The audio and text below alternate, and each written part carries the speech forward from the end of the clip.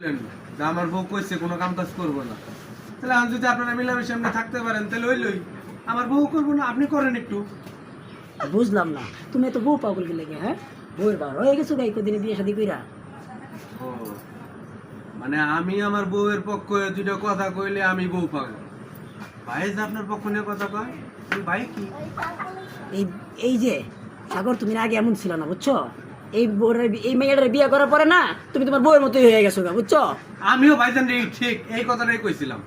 ভাইজান আপনার বিয়ে করার আগে অনেক ভালো ছিল, আমার লোক অনেক বনতো, আমি যা কইতাম ওইটা শুনতো, আমরা দুই ভাই মিলামিশা থাকতাম। কিন্তু আপনি আর পরে সব উল্টা পাল্টা হয়ে গেছে। দেখো তুমি তোমার লোকের কথা কইতে আমার ভালো লাগতেছে না। তুমি কি তোমার বউরে বুঝা কইবা? আমার কিন্তু প্রত্যেক দিনে ঝগড়া ভালো লাগে না। ঝগড়াঝাটি আমারও ভালো লাগে না, আল্লাহর দোহাই লাগে আপনারা দুজনে একটু মিলামিশা সংসারটা করেন, এত অশান্তি দিয়েন না। আমারে তো ঠেকা নাই গা তোমার বউর সাথে যে ঝগড়া করবো। আমি ঝগড়া করবো না, তুমি তোমার বউরে বুঝাও তাইলে হইব। তোমার বউ যেন আমার সাথে বিয়া তুমি না করে, আমি তোর বড়।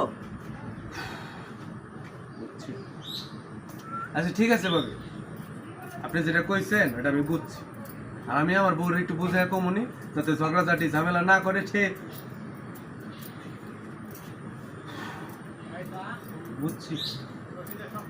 আচ্ছা ঠিক আছে বাবু, আপনি যেটা কইছেন ওটা আমি বুঝছি, আপনিও বুঝছেন আর আমিও আমার বউরে বুঝাই দিমনি, তাইলে তো ঝামেলার সমাধান। হ্যাঁ তাহলে আমি যাই। যাও যাও, মাথায় রেখো।